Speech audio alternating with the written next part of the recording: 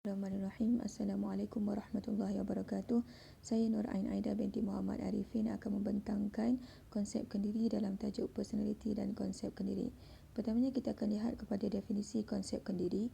Konsep kendiri boleh didefinisikan sebagai penilaian seseorang ke atas dirinya sendiri atau bagaimana ia menganggap tentang dirinya sendiri, sama ada secara positif ataupun negatif.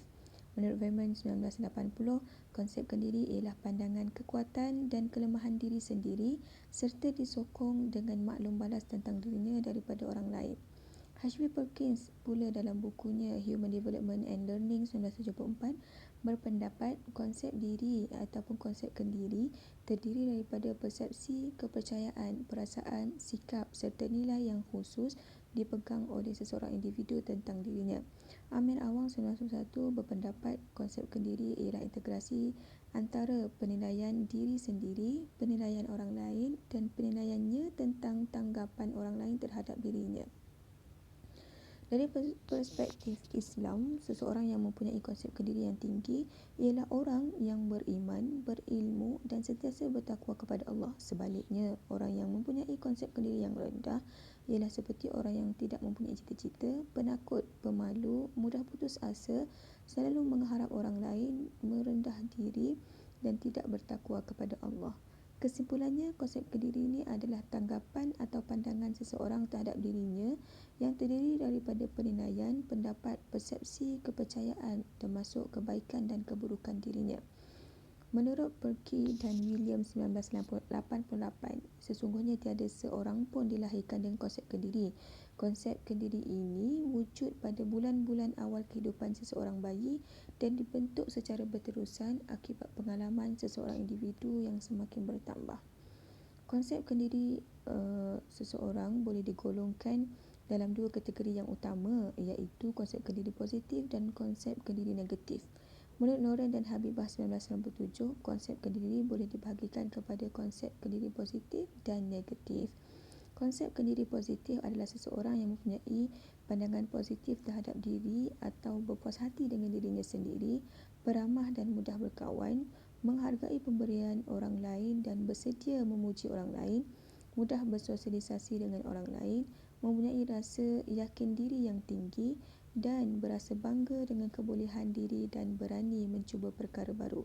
Konsep kendiri negatif pula adalah seseorang yang mempunyai pandangan rendah terhadap dirinya sendiri, suka meminta pertolongan dan tidak pandai berdikari dalam melakukan segala perkara, tidak berpuas hati dengan apa yang diterimanya, bersifat curiga, prasangka dan tidak percaya kepada diri sendiri dan orang lain, amat kecewa apabila menerima kritikan dan selalu menimbulkan masalah. Seterusnya, faktor-faktor yang mempengaruhi konsep kendiri negatif dan positif.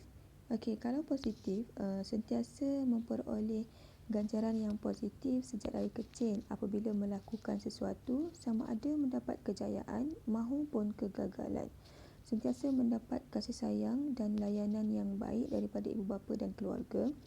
Keadaan keluarga yang stabil dan harmoni juga akan membantu seseorang membina konsep kendiri yang positif dan baik.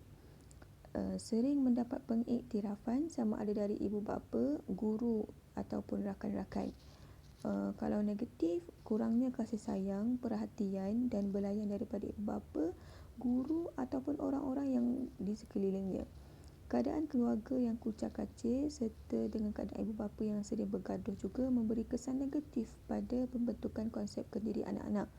Kedudukan sosioekonomi keluarga yang rendah turut memberi kesan negatif.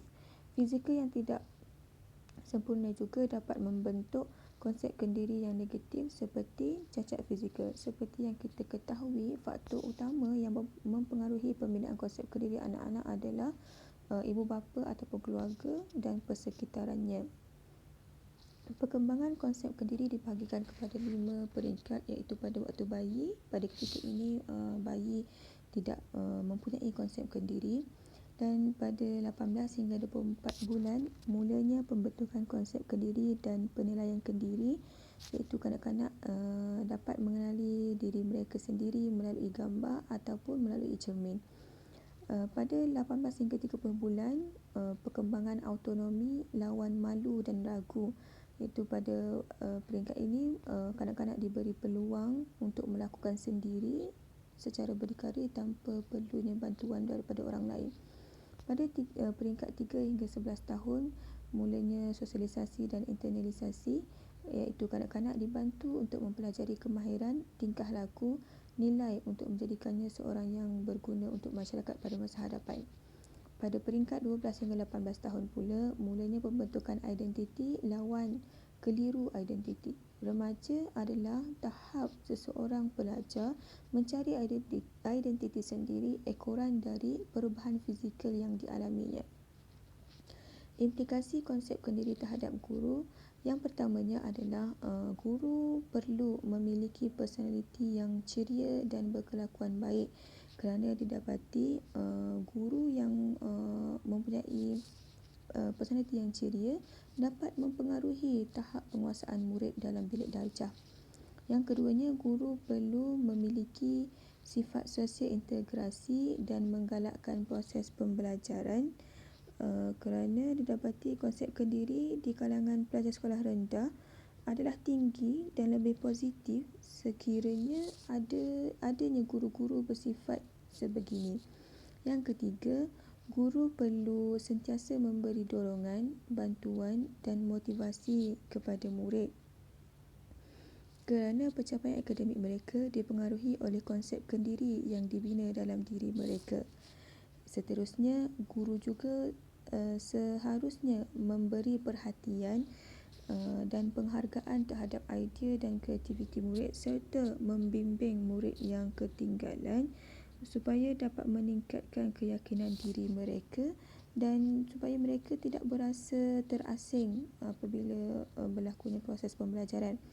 Yang terakhir, implikasinya adalah pengajaran guru mestilah lebih kreatif dan fleksibel mengikut tahap penguasaan dan pencapaian murid.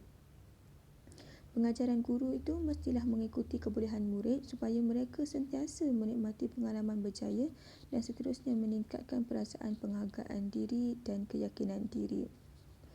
Daripada implikasi yang dinyatakan, terbukti bahawa sifat-sifat pribadi guru yang positif, yang ceria menjadi dominan berbanding dengan perkara-perkara lain seperti teknik pengajaran atau persekitaran kelas yang baik. Kesimpulannya, konsep kendiri setiap individu adalah berbeza dan akan berubah dari semasa ke semasa. Konsep kendiri penting kerana ia merupakan asas bagi pembentukan diri yang baik supaya seseorang individu dapat menerima kelebihan dan kelemahan yang ada. Dengan konsep kendiri juga, seseorang dapat mengawal diri daripada unsur-unsur yang tidak baik serta menunjukkan tingkah laku yang boleh diteladani kepada generasi akan datang. Selain itu, konsep kendiri juga merupakan asas bagi meningkatkan keyakinan dan kebolehan diri bagi menghadapi cabaran hidup yang akan datang.